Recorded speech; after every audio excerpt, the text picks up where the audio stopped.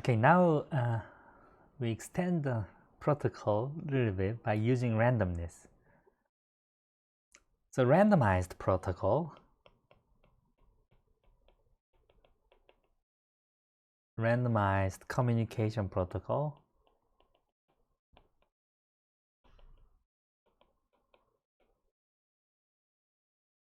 is like, now Elise can just throw a dice and decide which strategy she uses, and Bob can do that same as well.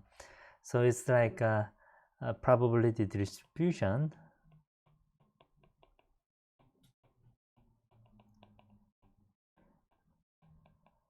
of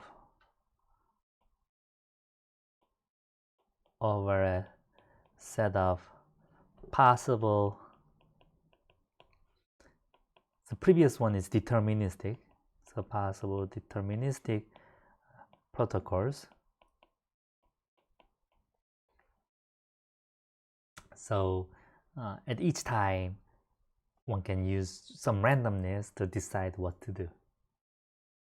And then the complexity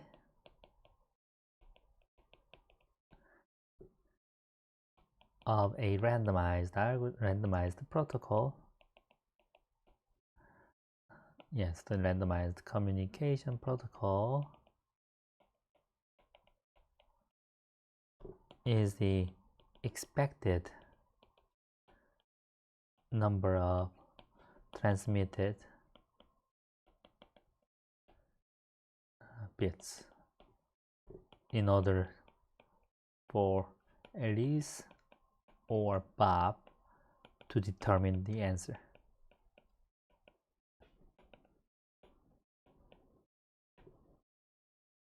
Determine the answer, it's something. Almost.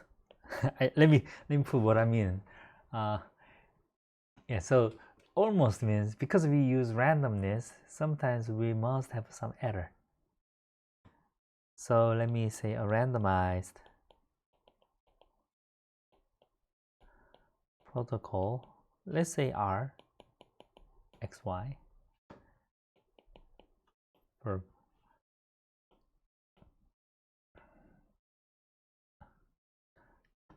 Has one-sided error if the following holds.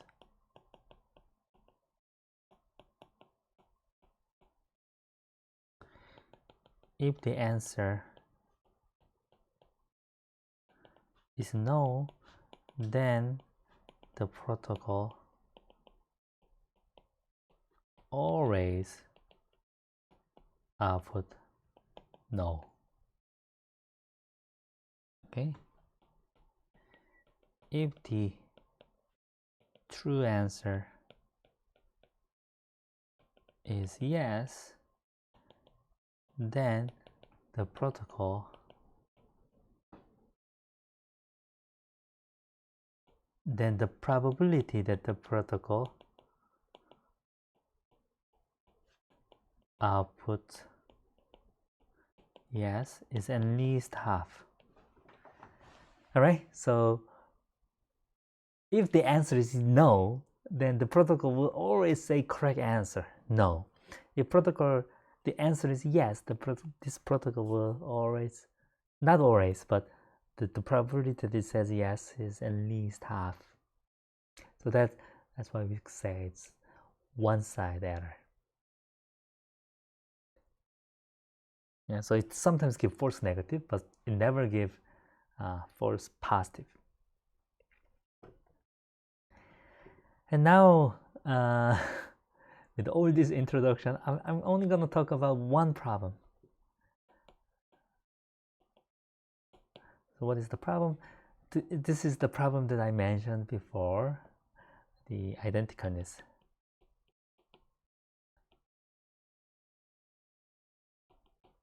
Right, so Elise has n bits, and Bob has n bits, and want to decide. The problem is, Are they identical? Or you can think of it as the following. You have a, instead of bits, you can say a subset, right? Subset A and subset B. And the question is, are they equal?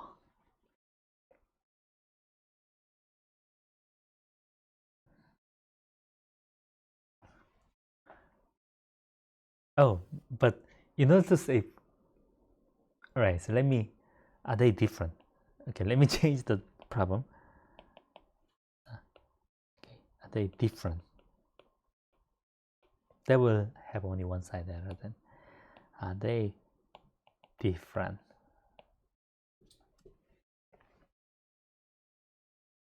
All right. Now, what do we do?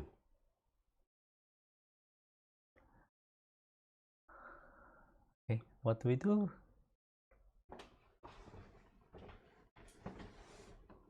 Now, what we do is pick A prime P such that P is between n squared and twice n squared. And such a prime exists exists all the time, because whenever you have some integer, then there is a prime between itself and it's twice of it, right? That's a theorem in number theory.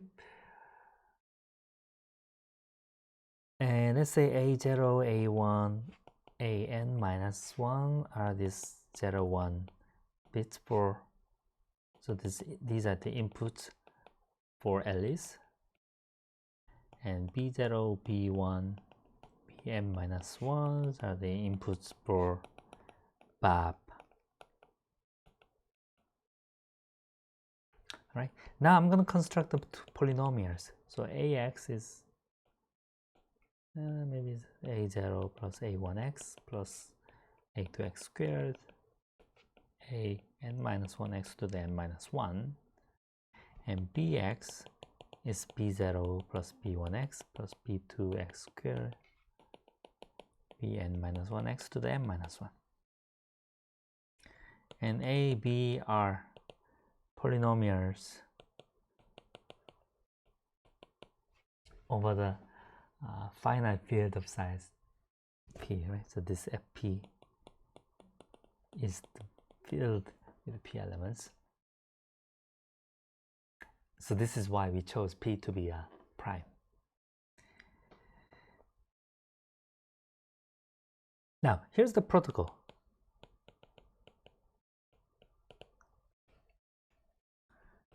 So Elise picks a number,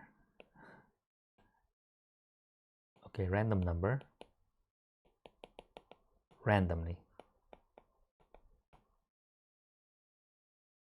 and send R and A of R to Bob.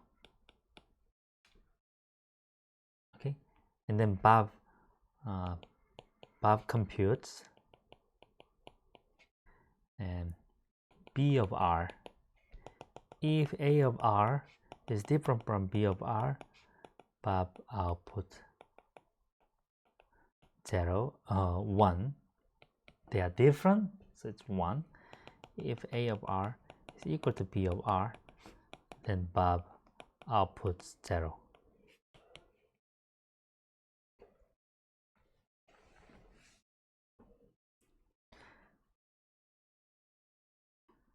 All right, so this is the protocol. Now, if two strings are identical, then whatever random value Alice chose, A of R is going to be equal to B of R, so the output will always be 0. So this definitely has a one-side error, right? It never has any chance that it outputs by mistake that two polynomials are different. So now what's left is to check whether the probability of correct answer is big, right?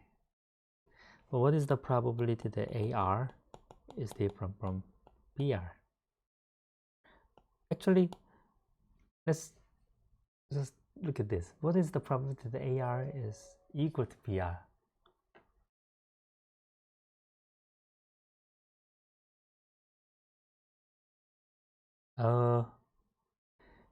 Well, this, all right.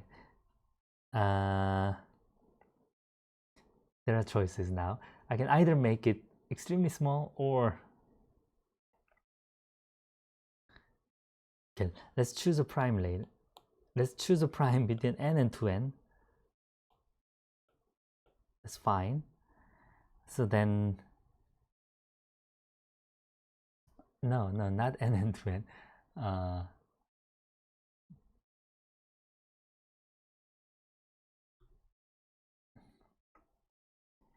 Degree, so it's at most, let's choose it later. So it's at most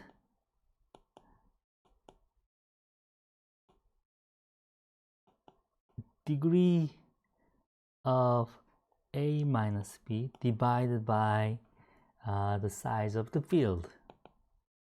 Right. And degree of A minus B is at most n minus 1. And size of field is P. So as long as I chose P to be bigger than 2n, then I'm happy. Well, if I'm fine with 1/2, right? So that's the proof, right? So I choose, what is the amount of information? So the complexity is, well, I send the R, so R is at most 4n, so the number of required bits is log n times, constant times log n. No, not constant, it's right? So the log of 4n plus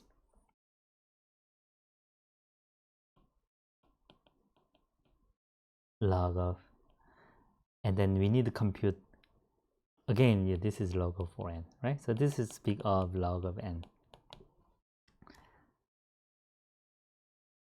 This is the output, right? So output is also in the field, prime field. All right, so just by sending log n bits with high probability, I mean here the probability is 1/2, less than, with high probability you have a correct answer. Now if you want to have a more, like, to reduce the probability a lot further, then you can start by choosing prime bigger than n squared or something a lot bigger. Then you need to send more bits, but the probability will be a lot smaller, right? So that's it. So that's the proof. And here we use the Schwarzschild lemma.